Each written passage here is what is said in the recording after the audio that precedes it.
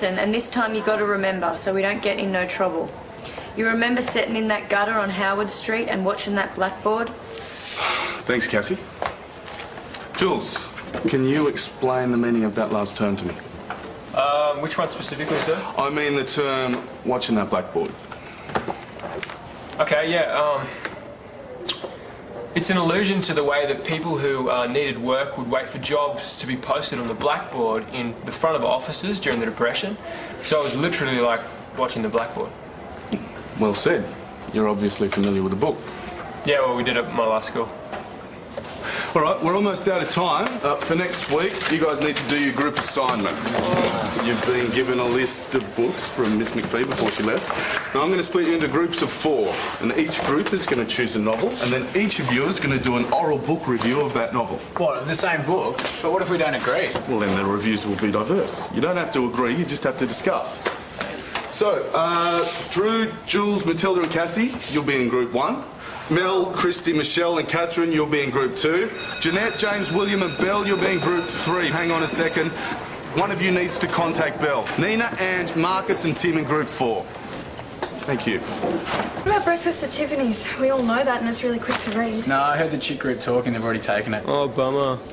That's your contribution, is it? Well, I told you what I'm voting for. Fever pitches about soccer.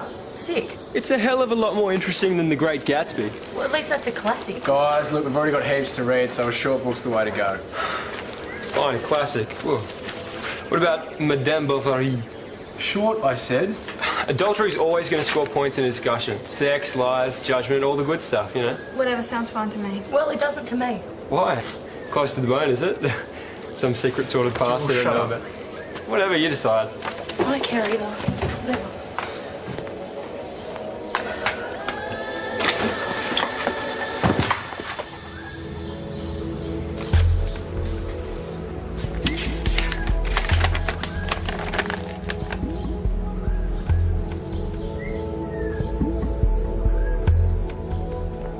Hey, what are you doing? Did you like it? This letter was private. You had no right. Wait, Jules!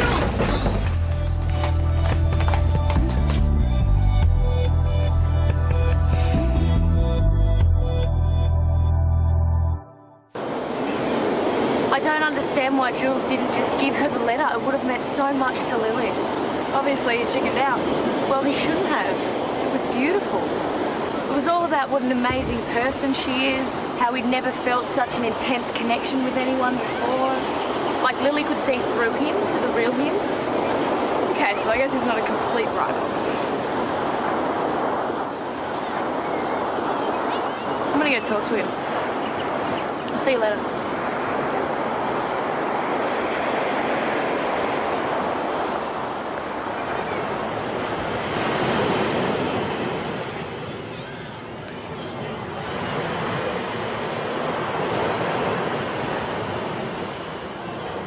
Why didn't you give her the letter? You put on this big act as if you don't care about anyone but yourself, but obviously that's not true. It's just a stupid letter. It doesn't mean anything. See, there you go again. Just leave me alone.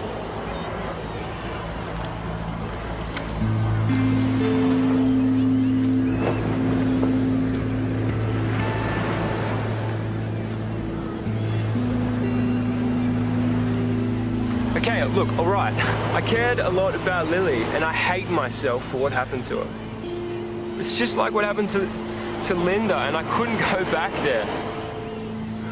You know, you all think that I had a choice to help Lily, or to go and see her before she left, but I didn't. I tried.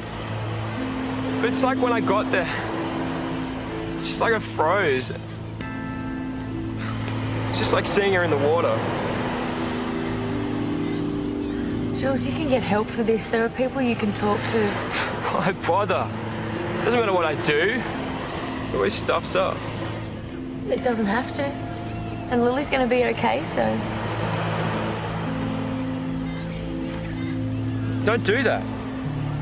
It's okay. Just leave it.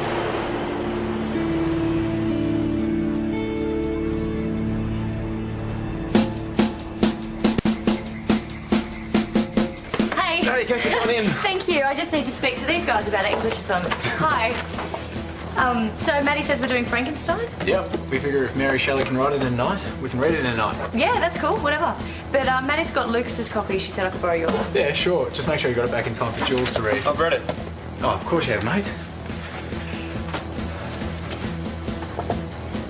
You know, you didn't have to take off before. I'm not into any of that touchy-feely bull, okay? Right, sorry, I didn't mean to freak you out. I didn't say you freaked me out, I just don't like being groped. Jules, obviously you need to get some help. Look, all I need from you is input on this assignment, so if you're finished... Fine then, I'll see you tomorrow. Cass. See ya. Mate, do you have to be such a tosser? Man, she wouldn't get off my case. It was better off when she hated me. Cassie thinks you got a problem, and so do I. And you know what I think? You don't mind your own business. Yeah, well, she's not the type to give up, so I wouldn't count on it.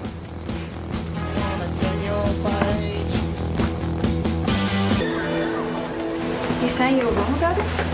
Well, I'm saying maybe I've been a bit too hard on him. You know, I think there could be a good guy underneath all that.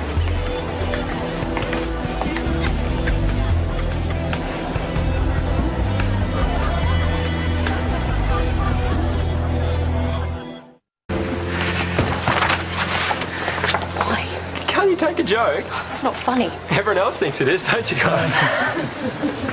Okay, so I've been a bit tough on you, but I seriously tried yesterday. Your letter to Lily It was none of your business. Lighten up. Cassie, just forget it, okay? Come on. Man, what's your problem? Hey, it'll get her off my back, won't it?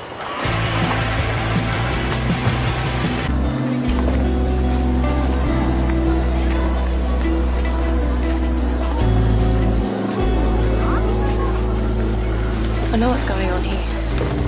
You poured your heart out to me on the beach, and now you're scared that I found out too much. That's why you're trying to push me away, isn't it? You're totally deluded, you know that? Why else would you do it? Maybe because you annoy me. Or maybe because... Maybe I really am the selfish, uncaring jerk you always thought I was. I don't believe it. Not after reading Lily's letter, not after what you said on the beach. Whatever. You don't think you're worth it, do you? You don't think you deserve friends or relationships or any of that? Do you make this stuff up, or do you watch too much Oprah? I don't care what you say. No one is that cruel for no reason. Look, I'm not Lily or some lost little puppy that you need to rescue. So unless you want more of the same, find someone else to hassle. Cassie's not happy, mate. I told her to lay off and she wouldn't. She needs to learn to listen. Right, so you just thought you'd humiliate her in front of the whole school. This is between her and me, so just back off, all right? Mate, she's just trying to help you, so stop being a loser. Don't insult me, man.